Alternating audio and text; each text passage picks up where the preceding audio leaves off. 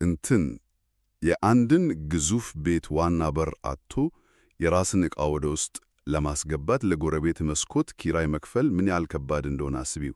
ዛሬ በዚህ ጥልቅ ትንታኔያችን የምንመረምረው ጉዳይ ልክ እንደዚህ ነው። አዎ ማለቴ በጣም ከባድ ነው እና ዛሬ የምንዳሰሳቸው ሰነዶች የሚያሳዩት የባህር በር ማጣት በአጋጣሚ የተፈጠረ እንዳልሆነ ነው። በትክክል ማለት የቀረቡልን ታሪካዊ ሰነዶችና ጥናቶች እንደሚያስረዱት ይህ ጉዳይ የረጅም ጊዜ የውጭ ኃይሎች የጂኦፖለቲካዊ ሴራ ውጤት ነው። እርግጥ እኛ እዚህ የሰነዶቹን አቋም እየደገፍን አይደለም። በቃ በቀረቡት ጽሑፎች ውስጥ ያለውን የታሪክ ትስስር ነው አብረን የምናየው። ልክ ነው። እና ሰነዶቹ ይህንን ሁኔታ የባህር በር መዘጋት ወይንም ሲሎክ ብሎ ነው የሚጠሩት። የሚገርመው ይሄ ሴራ የቅርብ ጊዜ ሳይሆን የ600 ዓመት ታሪክ ያለው ነው። ቆይ 600 ዓመት ማለት ከምን አንጻር ነው? ምንጮቹ እንደሚሉት በስር ዓመት 15 የሚንግ ስርወ መንግስት የንግድ መርከቦች ወይንም ትሬዠር ፍሊት ዋናውን የሶሎሞናዊ ማዕከል በመዘለል በባህር ዳርቻ ላሉት ተወካዮቻቸው ኃይል ይሰጡ ነበር። ማለት የባህር ዳርቻውን ማህበረሰብ በማዕከሉ ላይ ማጥነከር ጀመሩ። አዎ እና ሰነዱ በግልጽ የሚያስቀምጠው ኢትዮጵያን ያለ ባህር በር የማስቀረት ሎንግ ሳይክል ወይንም የረጅም ጊዜ ስትራቴጂ ያለው ሌላ ልዕለ ኃያል ሀገር የለም ነው። ሚንግ ጀመረው፣ አሁን ደግሞ የቻይና ኮሚኒስት ፓርቲ ወይንም ሲሲፒ እየጨረሰው ነው ይላሉ ጸሐፊዎቹ። ዋው ይሄ በጣም የሚገርም እይታ ነው። ታዲያ ከዚህ ጋር ተያይዞ ነው በ19ኛው ክፍለ ዘመን የፖርቹጋል ጣልቃ ገብነት የሚመጣው። ጥናቶቹ ይህንን እንደ ቅኝ ግዛት ሙከራ ሳይሆን የስልጣኔ ጥምረት ነው የሚሉት። በትክክል በወቅቱ ክሪስቶቫኦ ዳጋማ በወፍላ ጦርነት የተዋጋው የሶሎሞናዊውን ዘውድ ከኦቶማን ጂሃድ ለማዳን እንደነበር ነው ጽሑፎቹም ያበራሩት። ማለት ፖርቹጋል ያደረገችው የጦር መሳሪያ ድጋፍ መሬት ለመቀማት አልነበረም። አልነበረም። የኦቶማን ቱርክ ግብ ቀይ ባህርን ሙሉ በሙሉ መቆጣጠር ስለነበር የኃይል ሚዛኑን ጠብቁ የባህር በሩን ክፍት ለማድረግ ነበር ይለናል ትንታኔው።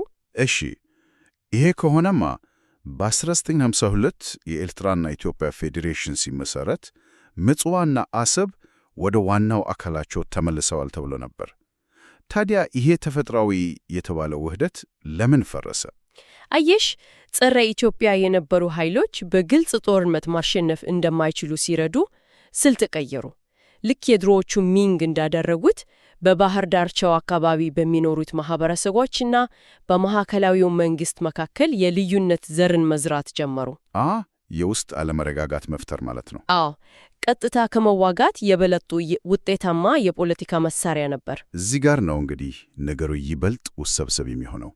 በ1960ዎች ይሄ የልዩነት ዘር ወደ ምስራቁ ዓለም ኃይሎች እጅ ገባ ይሉናል ጸሐፊዎቹ። የቻይና ኮሚኒስት ፓርቲ በናንጂንግ ከተማ ያወጣው ማኒፌስቶ የኤርትራ ነጻ አውጪ ግንባርን እንደ ተላላኪ ተጠቀመበት ይላሉ። በትክክል ተጠቅሞበታል። ግን በሺዎች ማይል ርቀት ላይ በምትገኘው ቻይና የተጻፈ ወረቀት እንዴት እዚህ መሬት ላይ የአንድን አገር የባህር በር በተግባር ሊዘጋ ቻለ? ማለቴ ትንሽ አይከብድም? ወረቀት ብቻ አልነበረም፣ ትልቅ የርዕዮተ ዓለም መሳሪያ ነበር። ማኒፌስቶ ታሪክን እንደ አዲስ ነው የጻፈው። ዲጂታል ኦቨርራይት እንዳደረጉት አይነት ነገር? አዎ ልክ ነህ።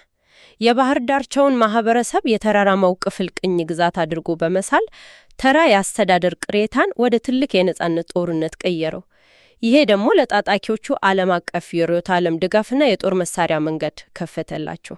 ስለዚህ በ1993 ኤርትራ ስትገነጠል ኢትዮጵያ በዓለም ትልቋ ያለ ባህር በር የቀረችው ሀገር የሆነችው በአጋጣሚ ሳይሆን ያ የዘመናት የሚንግ መከበብ ስልጠት ስኬት ላይ ስለደረሰ ነው ማለት ነው። እውነት ነው።